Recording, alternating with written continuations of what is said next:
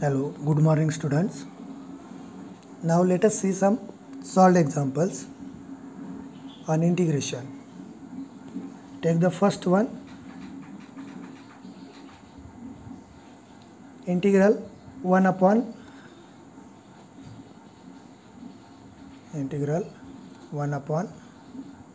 3x plus 7x raised to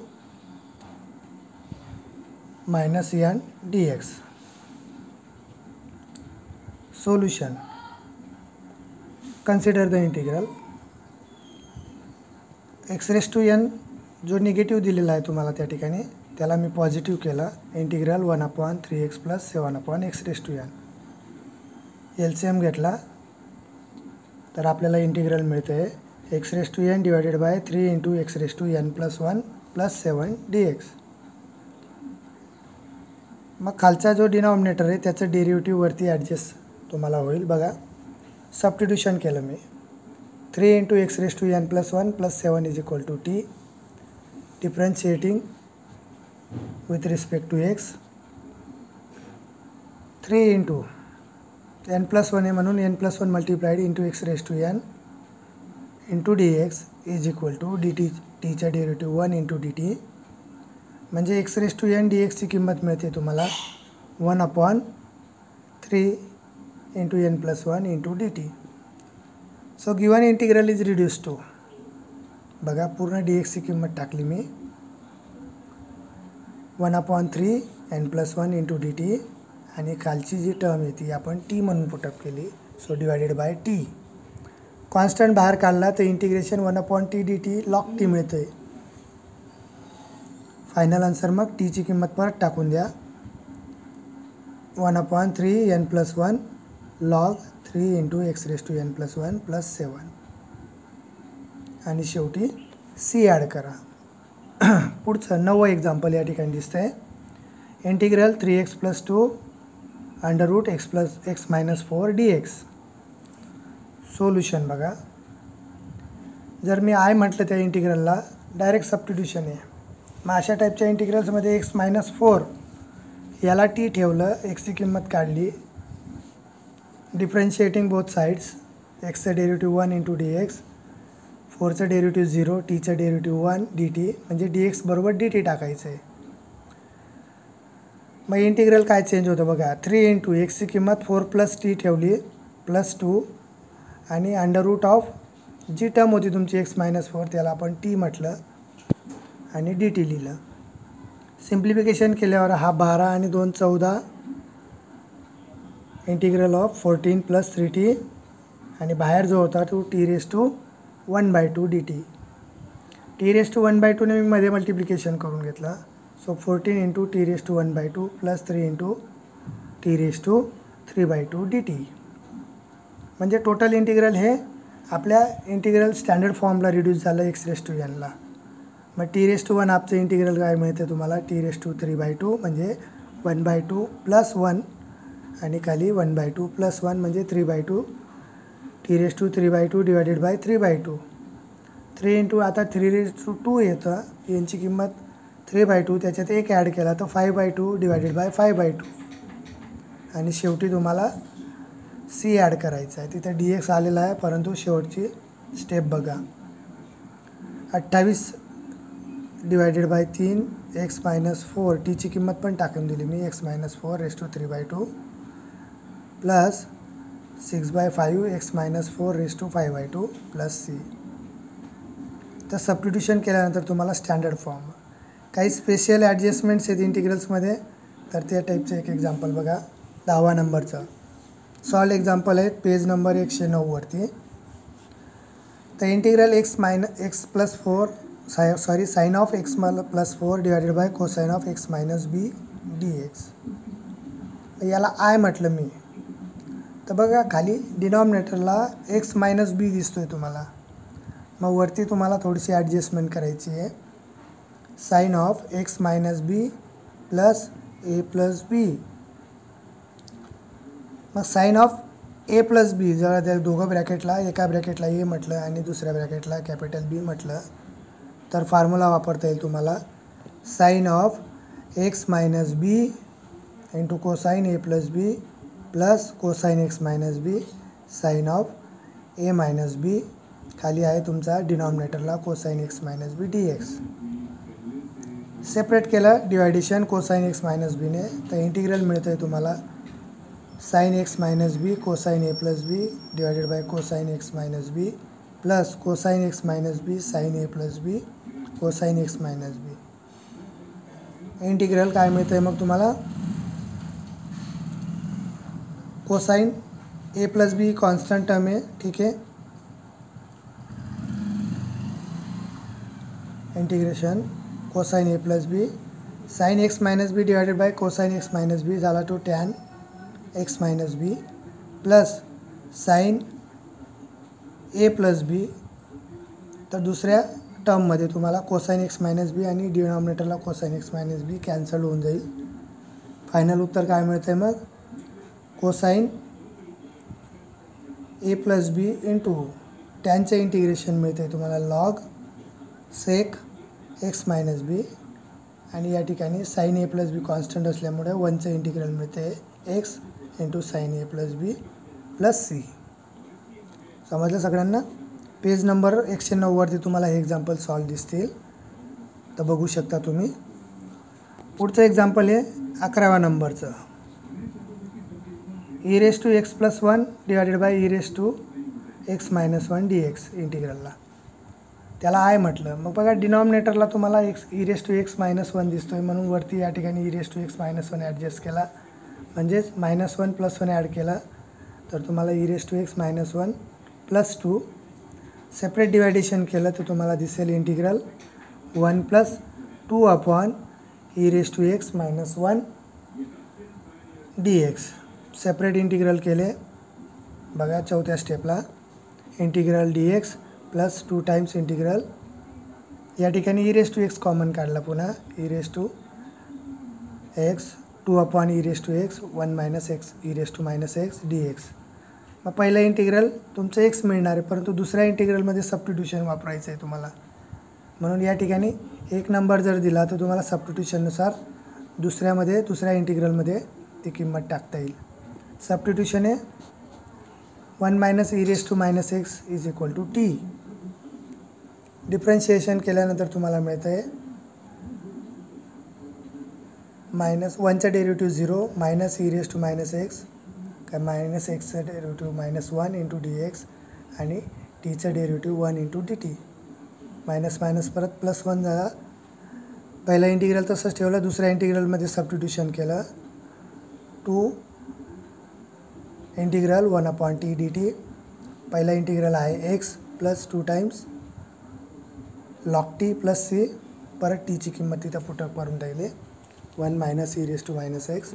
so final answer is x plus 2 log 1 - e raise to -x plus c. मी तुम्हाला advice देईन की नुसते photo पाहू नका, तर ते लिहून पण काढा, कारण ते एक्झाम्पल्स तुम्ही स्वतः राईट केल्यानंतर तुम्हाला समजतील. पुढचं 12व्या नंबरचं एक्झाम्पल बघा, इंटिग्रल 1/1 - tan x dx. मग साईन आणि कोसाईनमध्ये टॅनला ट्रान्सफर केलं तर इंटिग्रल मिळते तुम्हाला दुसरी step cosine x divided by cosine x minus sine x.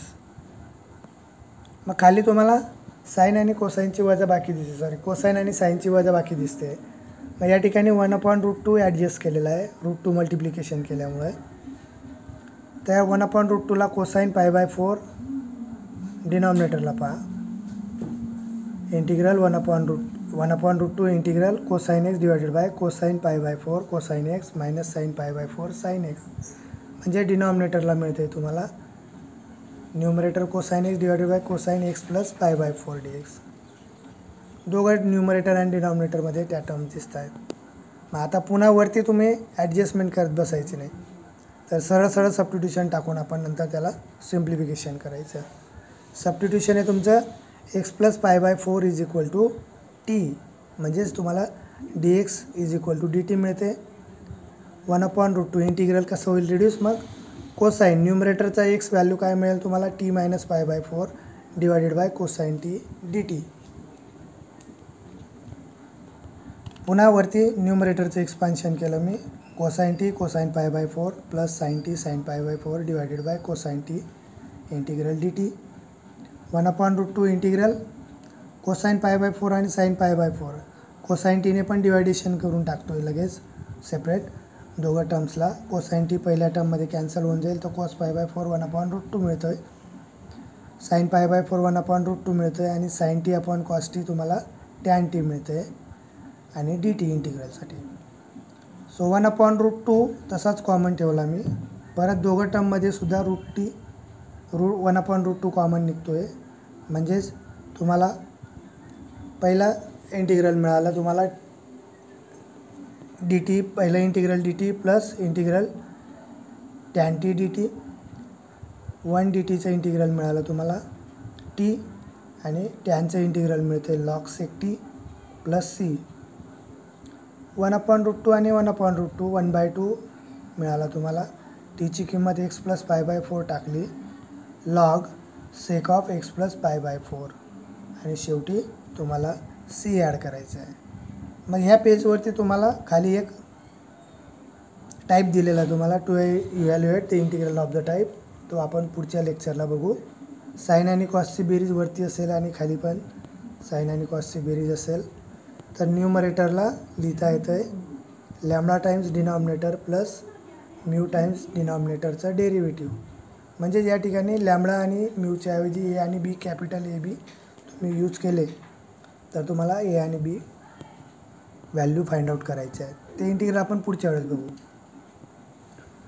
नंतर एक्झरसाइज 3.2 मधले काही एक्झाम्पल्स मी घेतलेले आहेत या ठिकाणी बघा. त्याच्यातलं एक्झाम्पल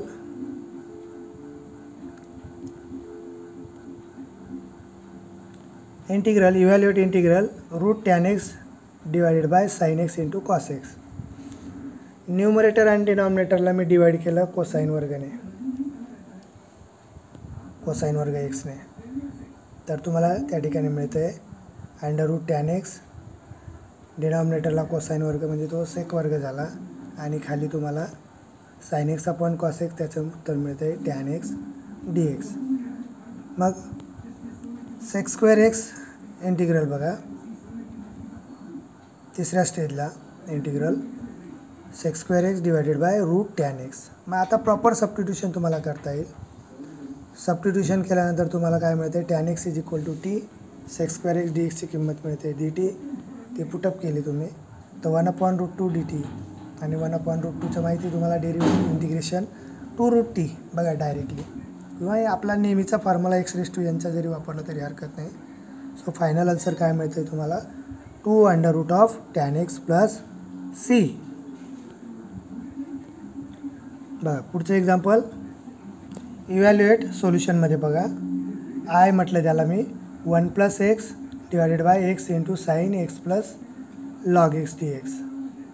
थोडीशी ॲडजस्टमेंट जर केली तर साइन एक्स प्लस लॉग एक्सला मल्टिप्लाइड एक्स आहे तो थोडासा बाजूला लिहिला मी. तर न्यूमरेटरचा 1 + एक्स अपॉन एक्स म्हणजे थोडीशी ॲडजस्टमेंट केली आहे. एक्सने डिवाइड करून घेतलं तर 1/x + 1 मिळतं आहे इंटिग्रलमध्ये. मग आता सबस्टिट्यूशन एक्स प्लस लॉग एक्सचं डेरिव्हेटिव्ह आपल्याला मिळणार आहे या ठिकाणी एक डी एक्सला मल्टिप्लाइड असलेली टर्म, म्हणून सबस्टिट्यूशन काळजीपूर्वक करायची. Put x plus log x is equal to t. So derivative घेतलं मी 1 + 1/x dx is equal to d t. So original integral reduce झालं मग 1/sin टी आणि डी एक्सची किंमत त्याला मल्टिप्लाइड असलेल्या फॅक्टरची डी टी होऊन जाते. 1/sin टी म्हणजे काय कोसेक टी मिळतो. इंटिग्रल ऑफ कोसेक टी काय मिळते मग तुम्हाला लॉग मॉडमध्ये cosec t minus cot t शेवटी ॲड करायचं आहे सी. टीची व्हॅल्यू पण परत पुटअप करायची आहे लॉग. फायनल आन्सर काय दिलं आहे मग log cosec x plus log x minus cot x plus log x आणि शेवटी सी ॲड करा. चौथा एक्झाम्पल बघा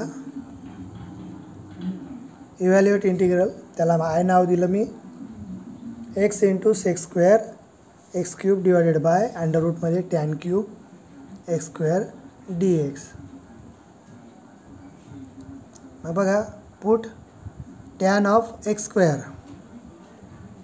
put tan of x square, कारण टॅनचं डेरिव्हेटिव्ह वरती ॲडजस्ट दिसतं आहे. क्यूब टॅन क्यूब घ्यायची गरज नाही तुम्हाला सबस्टिट्यूशनला. Tan of x square is equal to t हे सबस्टिट्यूशन जर घेतलं तर secs square of x square into x स्क्वेअरचं डेरिव्हेटिव्ह चेन रूलनुसार 2x dt is equal to 2x dx is equal to dt. मग x into secs square x square dxची किंमत उरते dt/2. मग आता आय रिड्यूस झाला तुमचा cube root of square root of t cube dt into t. मग न्यूमरेटरला आपण लिहिलं टीचा पॉवर किती होईल -3/2 1/2 बाहेर काढून घेतला मी 1/2. मग उत्तर काय मिळते 1/2 इंटू टी रेस टू. आता -3/2 तुम्हाला यांची व्हॅल्यू भेटते त्याच्यात एक ॲड केला म्हणजे -3/2 + 1 ही किंमत मिळते तुम्हाला -1/2. So t raise to -1/2 divided by -1/2. Numerator आणि डिनॉमिनेटरचा 1/2 कॅन्सल होऊन जाईल. सो -1 टीचा इंडेक्स तुमचा -1/2 म्हणून खाली रूट टी लिहिला +c म्हणजेच फायनल आन्सर मिळते तुम्हाला -1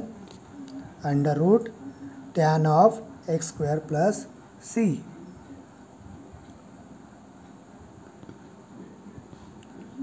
आणखी काही मी एक्झाम्पल्स एक्झरसाइजेसमधले घेतले. पहिला त्याच्यामध्ये 2 नंबरचा आता बघा इव्हॅल्युएट इंटिग्रल आय म्हटलं मी त्याला cos x divided by sin x minus. मग अशी एक एक्झाम्पल आपण अशा टाईपचं घेतलं होतं. ॲडजस्टमेंट करायची डिनॉमिनेटरला x मायनस ए टर्म दिसते साईनला म्हणून मी वरती cosine x minus a plus a केलं.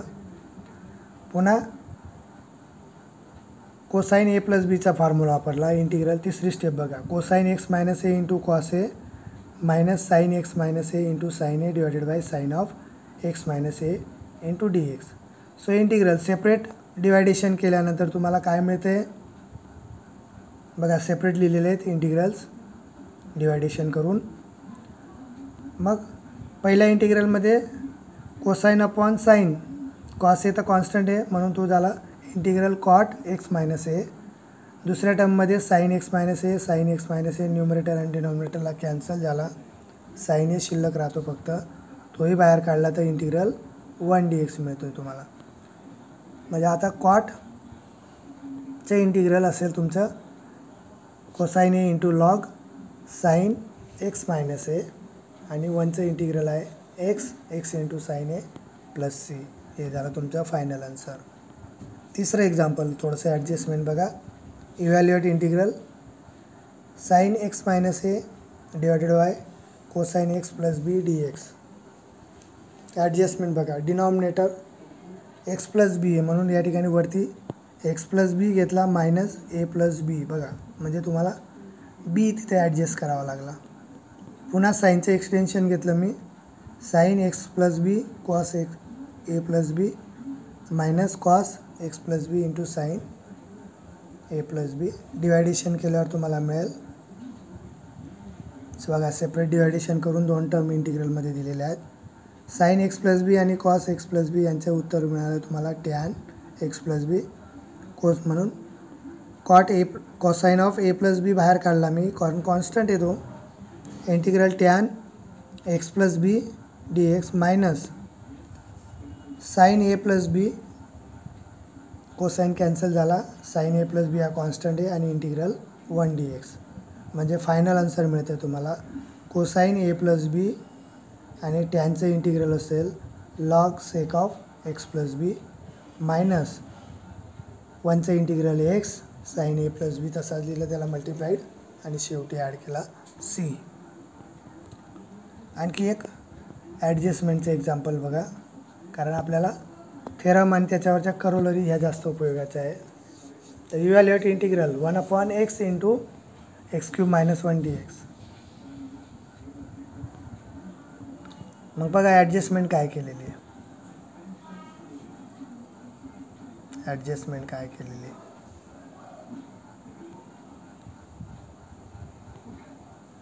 x⁻⁴ मल्टिप्लाइड आणि डिवायडेशनला लिहिलेलं आहे घेतला आपण.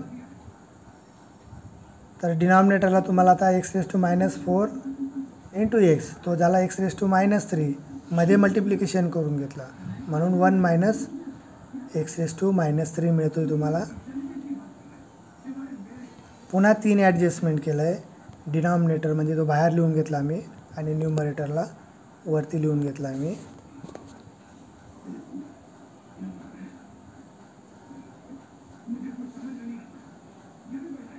चौथ्या स्टेपला पहा, 3 ॲडजस्टमेंट करून केला, कारण खालच्याचं डेरिव्हेटिव्ह मिळते तुम्हाला -x⁻³ डेरिव्हेटिव्ह तुम्हाला मिळते ते 3x⁻⁴. बघा, म्हणजे 1/3 वरती डेरिव्हेटिव्ह मिळते आणि खाली ती टर्म असेल फंक्शन 1 - x⁻³ म्हणजे फायनल आन्सर तुम्हाला मिळतं आहे 1/3 log 1 - x⁻³ प्लस c. किंवा या ठिकाणी तुम्हाला सेपरेट सबस्टिट्यूशन जरी केलं तरी चालणार आहे, कारण 1/t मिळणार आहे आणि त्याचं इंटिग्रेट परत लॉग मिळणार आहे.